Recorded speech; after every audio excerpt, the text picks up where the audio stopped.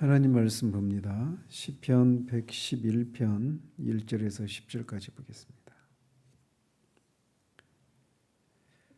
111편 1절에서 10절까지 같이 읽겠습니다. 할렐루야, 내가 정직한 자들의 모임과 회중 가운데서 전심으로 여호와께 감사하리로다. 여호와께서 행하시는 일들이 크시오니 이를 즐거워하는 자들이 다 기리는도다. 그의 행하시는 일이 존귀하고 어미하며 그의 의가 영원히 서 있도다. 그의 기적을 사람이 기억하게 하셨으니 여호와는 은혜로우시고 자비로우시도다. 여호와께서 자기를 경외하는 자들에게 양식을 주시며 그의 언약을 영원히 기억하시리로다. 그가 그들에게 문 나라의 기업을 주사 그가 행하시는 일의 능력을 그들에게 알리셨도다. 그의 손이 하는 일은 진실과 정의이며 그의 법도는 다 확실하니 영원 무궁토록 정하신 바요 진실과 정의로 행하신 바로다. 여호와께서 그의 백성을 속량하시며 그의 언약을 영원히 세우셨으니 그의 이름이 거룩하고 지존하시도다. 여호와를 경외함이 지혜의 근본이라. 그의 계명을 지키는 자는 다 훌륭한 지각을 가진 자이니 여호와를 찬양함이 영원히 계속되리로다. 아멘. 이 시편 111편은 6월절이나 77절 또는 또 장막절과 같은 그 유대인의 그 절기 때 택한 백성들의 모임 가운데서 과거 역사 속에 나타난 하나님의 섭리를 회고하면서 그분의 놀라운 행사를 찬양하고 있는 감사 예배 시입니다. 그리고 이 42편과 43편처럼 이 111편과 112편도 서로 한 쌍의 시라고 불리고 있을 정도로 그 내용과 형식이 비슷합니다. 그래서 이 두 시편이 모두 이 각행의 첫 머리가 히브리 알파벳의 순서에 따라서 시작되는 그런 시편입니다. 그런 시편을 답관체 형식이라 이렇게 말을 하는데 다른 말로는 일명 알파벳시 이렇게 부르기도 합니다. 이렇게 알파벳의 순서를 따라서 시를 짓는 것은 예배 시의 회중들이 암송이 용이하도록 하기 위해서 그런 형식을 취하기도 합니다.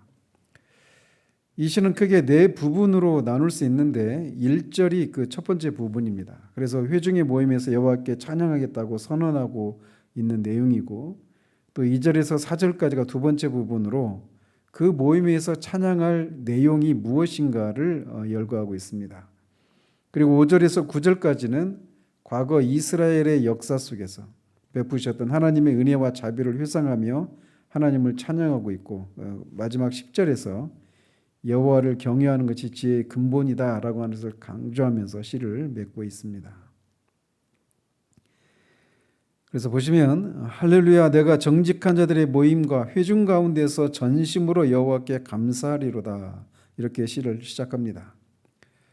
방금 말씀드린 대로 이 시편이 히브리어 알파벳의 순서를 따라 지은 시라고 말씀드렸는데 이 할렐루야는 히브리어가 맨 처음에 그 첫 번째 단어가 알파벳이 알렙이거든요. 알렙인데 이 할렐루야는 그 알렙이 아닙니다. 그래서 이 할렐루야는 이 표제어에 해당되는, 우리는 그냥 1절에 이렇게 들어와서 그게 번역을 했는데 표제어에 해당된다고 볼 수가 있겠습니다. 한편 할렐루야라고 하는 것은 여호와를 찬양하라라고 하는 뜻인데 결국 이 시편 전체 주제에 적합한 그런 표제어라고 할 수가 있겠습니다. 시인이 정직한 자들의 모임에서 전심으로 여호와께 감사한다, 이렇게 감사하겠다 이렇게 말하고 있는데 정직한 자들의 모임이라고 하는 것은 문자적으로 거짓이 없는 사람들의 모임이라기보다는 하나님의 거룩한 백성, 택한 백성들의 모임, 이렇게 보심이 더 타당합니다. 어쨌든 시인은 정직한 자들의 모임과 회중 가운데서 전심으로 여호와께 감사하겠다라고 그렇게 천명을 하는데 여기서 감사한다라고 하는 것은 찬양하겠다, 찬양한다라고도 이렇게 번역이 가능한 단어입니다. 똑같은 단어가 이렇게 문맥에 따라 이렇게 저렇게 다양하게 번역을 하는데 여기서는 찬양한다라고 해석하는 것이 더 좋아 보입니다. 이렇게 구원받은 하나님의 백성이 하나님을 찬양하는 것은 당연합니다. 근데 시인은 그렇게 그 회중들의 모임에서 여호와를 전심으로 찬양하겠다라고 이 찬양 그 의지를 이렇게 표명하고 있는 것을 우리가 눈여겨 볼 필요가 있습니다. 이 결론 부분에서 왜 이게 중요한지를 말씀드리도록 합니다. 자, 시인은 이렇게 1절에서 이 회중들의 모임에서 여호와를 전심으로 찬양하겠다라고 의지를 천명하면서 그 모임에서 여호와의 무엇을 찬양할 것인가를 2절에서 이 4절까지에서 얘기하고 있는데 2절을 보시면 여호와께서 행하시는 일들이 크시오니 이를 즐거워하는 자들이 다 기리는도다라고 말합니다.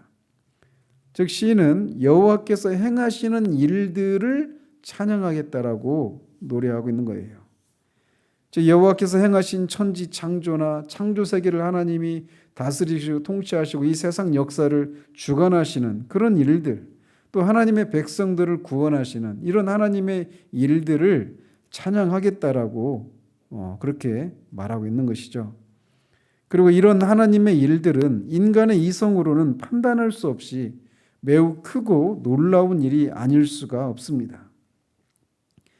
따라서 그가 행하신 크신 일을 바라보는 자들은 즐거워하는 것이 자연스러운 그런 반응이라고 할 수가 있겠습니다. 즉 하나님의 역사심이 크고 위대하고 오묘한 것을 볼 때 그런 것들이 다 은혜로 이루어진 것임을 알기에 그런 것을 묵상하는 자들은, 바라보는 자들은 기뻐하고 즐거워하게 되기 때문에 이렇게 노래하고 있는 것이죠. 그의 행하시는 일이 존귀하고 어미하며 그의 의가 영원히 서 있도다. 이 3절은 2절에 대한 부연 설명이라고 할 수가 있습니다.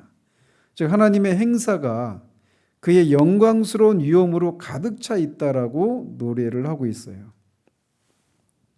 또 하나님의 행사에 나타난 영광스러운 위엄은 하나님의 의가 영원히 서 있다고 말을 합니다. 즉 다른 말로 말하면 하나님께서 행하신 그 모든 일들은 하나님의 공의로 행하시는 것이다라고 노래하고 있는 것이죠.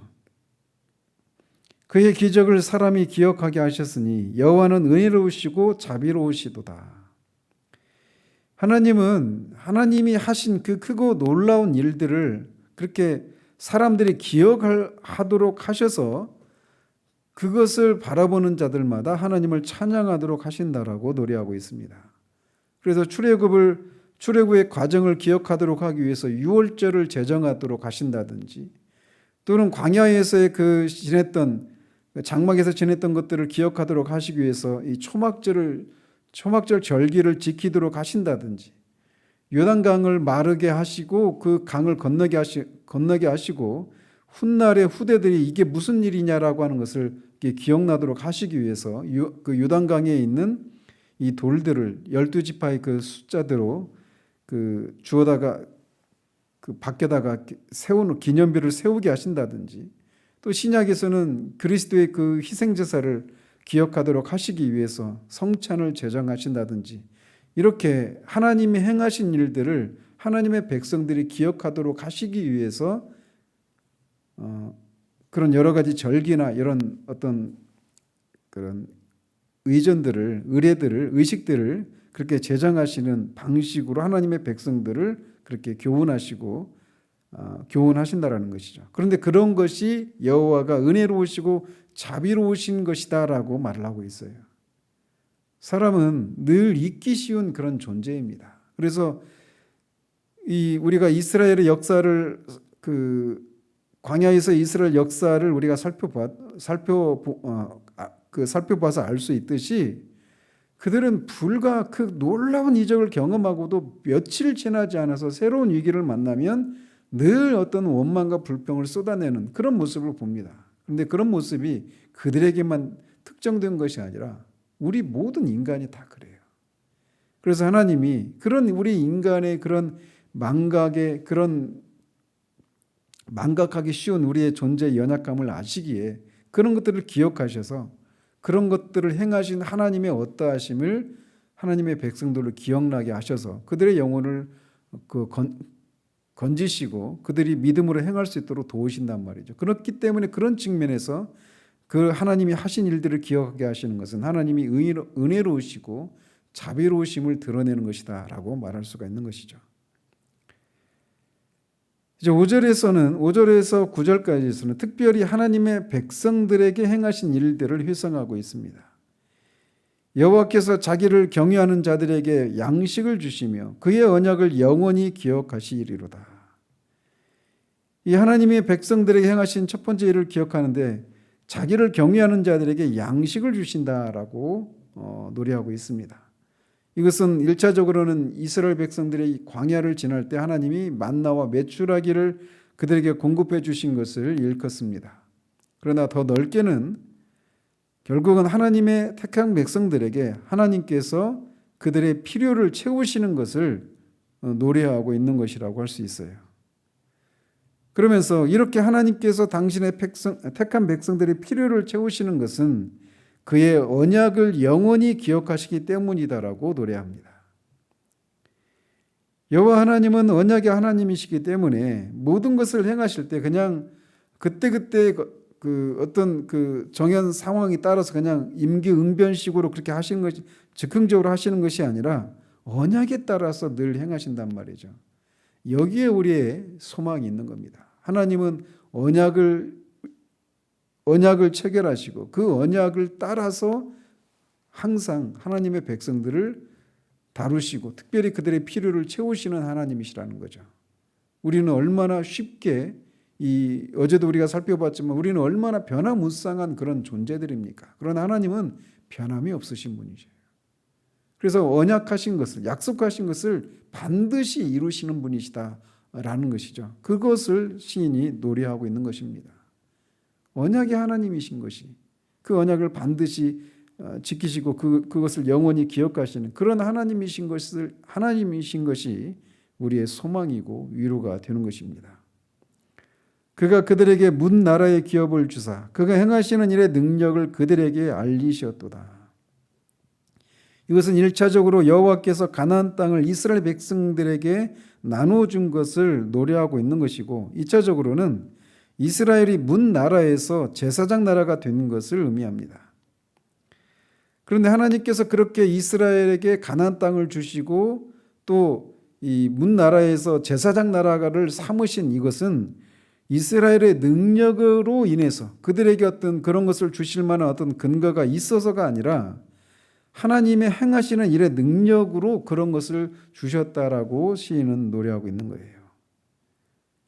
즉 그들이 얻은 것이 신명기에서 말하고 있는 것들이 그들이 그 심지 않은 나무의 열매를 먹고 짓지 않은 집을 얻고 파지 않은 샘물을 우물의 물을 마시는 것은 그들이 무엇을 해서가 아니라 하나님이 그들에게 은혜로 그런 것을 주신 결과라고 하는 것을 기억하라고 말하고 있는 것처럼 시인은 똑같은 것을 얘기하고 있는 것입니다. 그래서 그런 것들을 주셔서 그런 것들을 보면서 이 일이 하나님의 능력으로 우리에게 주어진 것이다 라고 하는 것을 이 하나님의 백성들로 하여금 알리기 위해서 그렇게 주셨다라고 노래하고 있는 것이죠. 그의 손이 하는 일은 진실과 정의이며 그의 법도는 다 확실하니. 이 구절 역시 여호와의 행하심에 대한 부연 설명이라고 할 수 있습니다. 여호와께서 행하신 것은 하나하나가 다 진실되고 공의롭다고 시인이 노래하고 있는 겁니다. 또 하나님께서는 한번 말씀하신 것은 반드시 지키시는 신실한 분으로서 여호와께서 정하신 규범은 완전하고 확실하다라고 찬양을 합니다. 영원 무궁토록 정하신 바요 진실과 정의로 행하신 바로다. 이 8절에서 또 7절에서 노래한 것을 다시 한번 더 반복하고 있는데 여호와 하나님께서 당신의 백성들에게 행하신 일들은 진실과 정의로 행하신 것이고 그것은 영원 무궁하도록 변하지 않는 하나님의 법도에 따른 것이라고 다시 한번 찬양을 하고 있는 겁니다. 여호와께서 그의 백성을 속량하시며 그의 언약을 영원히 세우셨으니 그의 이름이 거룩하고 지존하시도다. 이는 하나님께서 이스라엘 백성들을 애굽에서 구원해 내신 사실을 염두에 두고 노래하고 있는 겁니다. 하나님은 그들을 속량하시고 그들과 시내산에서 언약을 체결하시죠. 시인은 이렇게 당신의 백성들을 구원하시고 그들과 언약을 체결하신 그의 이름이 거룩하고 지존하시다라고 노래하고 있습니다. 그런데 우리가 알다시피 그 이름이 그 근동에서 이름이라고 하는 것은 단순히 어떤 그 사람을 부르는 호칭을 의미하는 것만이 아니라 그 이름으로 불려지는 그 사람 존재 자체를 가리킵니다. 따라서 시인이 그의 이름이 거룩하고 지존하시다 이 얘기는 하나님이 거룩하시고 지존하시다라고 노래하고 있는 거예요. 여호와를 경외함이 지혜의 근본이라. 그의 계명을 지키는 자는 다 훌륭한 지각을 가진 자이니 여호와를 찬양함이 영원히 계속되리로다. 이렇게 시인은 하나님께서 행하신 크신 일들과 특별히 당신의 택한 백성들에게 행하신 일들을 회상하고 결론을 맺는데 그것은 여호와를 경외해야 한다라는 겁니다. 여기서 경외한다라고 하는 것은 무서워하고 두려워한다는 것이 아니라 존경한다라고 하는 의미가 담겨 있는 두려움입니다. 그래서 마음속 깊은 곳에서부터 자연스럽게 우러나오는 그런 존경하는 마음이 경외한다라고 하는 것을 경외하는 것을 의미하는 거예요. 그래서 무한하신 하나님 앞에서 지극히 유한한 우리 존재를 인식하는 데서 오는 두려움, 또 거룩하셔서 죄가 없으신 하나님 앞에서 죄 있는 자로서의 그런 두려움을 소유할 때 우리는 하나님을 경외하게 되고 그 하나님을 경외하는 것을 통해 참된 지혜를 얻게 된다라고 말을 하고 있는 겁니다. 여호와 하나님만이 참된 지혜의 근원이시기 때문에 그분을 경외하는 것이 모든 지혜의 근본임을 시인이 노래하고 있는 겁니다. 따라서 모든 성도들은 여호와를 경외함으로 하나님이 주신 지혜를 공급받아서 그의 계명을 바르게 따르고 살아가야 하는 것입니다. 그렇게 살아가는 자들이 훌륭한 지각을 가진 자예요. 인간의 본분이 거기에 있기 때문에 그렇습니다. 여호와를 찬양함이 영원히 계속되리로다 이렇게 시를 맺고 있는데 할렐루야로 시작한 이것이 이렇게 여호와를 찬양하는 것이 지속된다, 계속되리로다 이렇게 말을 하는 것을 그렇게 맺고 있어서 시인이 이렇게 숨이 쌍관식의 그런 기법으로 시를 이렇게 짓고 있는 것을 보게 됩니다. 여호와를 찬양하는 것은 아무리 강조해도 지나치지 않습니다. 아무리 찬양해도 그의 은혜와 자비를 다 찬양할 수가 없습니다. 그렇기 때문에 우리는 언제 어디서든지 전심으로 여호와를 찬양하기 항상 힘써야 할 것입니다. 특별히 우리의 영혼이 권고하고 우리 마음이 우리 눈에 보이는 이런 암울한 현실들을 인해서 자꾸 우울해지고 그런 처지에 있는 우리 자신에 대해서 자기 연민에 빠지려 할 때 더욱 여호와께서 행하신 일들을 회상하고 그분의 성품과 그의 이 귀한 일들을 인해 찬양하는 것을 힘을 써야 합니다. 앞에서도 우리가 살펴봤듯이 시인은 내가 그 정직한 자의 모임에서 회중 가운데서 여호와를 전심으로 찬양하리로다라고 의지를 발휘합니다. 여호와를 찬양하는 것이 내가 찬양하고 싶은 마음이 있을 때 찬양하는 것이 아니라 여호와를 찬양하는 것이 마땅하기 때문에 그래요. 그래서 우리가 의지를 발휘해서 여호와를 찬양하는 이것이 요구된단 말이죠.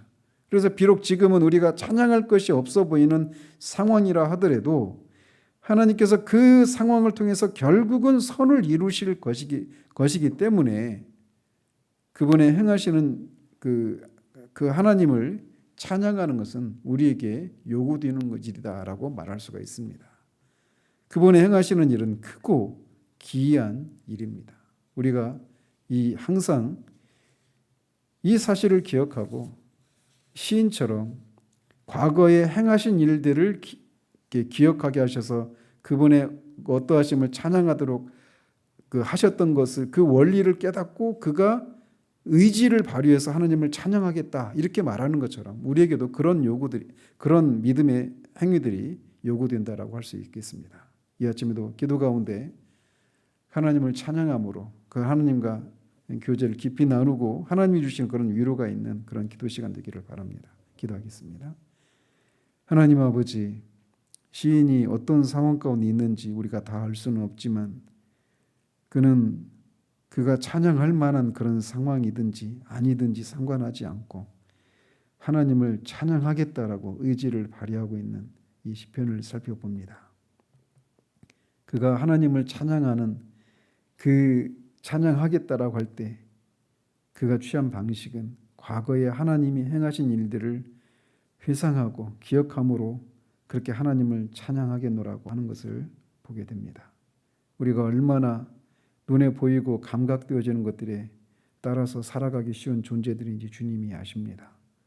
그래서 우리가 정말 우리의 필요들이 모두 충족되어지고 우리가 원하는 대로 또는 그 이상으로 어떤 삶이 잘 펼쳐질 때에만 우리의 마음이 기쁘고 즐거움이 있고 그래서 찬양을 그때서나 겨우 하게 되는 것이 일반적인 모습입니다.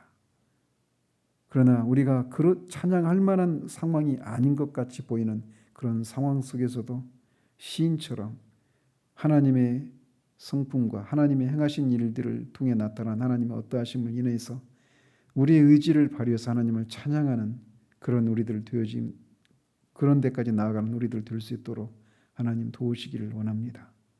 얼마나 우리의 삶을 둘러싸고 우리가 얼마나 우울해지기 쉬운 그런 상황 가운데 노출되어 있는지 주님이 아십니다. 그것을 아심에도 불구하고 우리를 그런 상황 가운데 두시는 것은 우리를 이렇게 믿음의 연단을 통해서 어떤 상황 속에서도 하나님께 찬양과 감사를 올려드릴 수 있는 그런 사람으로 우리를 빚으시기 위한 하나님의 섭리임을 우리가 기억하고 시인처럼 우리의 의지를 발휘해서 하나님을 찬양하는 그런 우리들 될 수 있도록 도우시기를 원합니다. 예수 그리스도 이름으로 기도합니다. 아멘.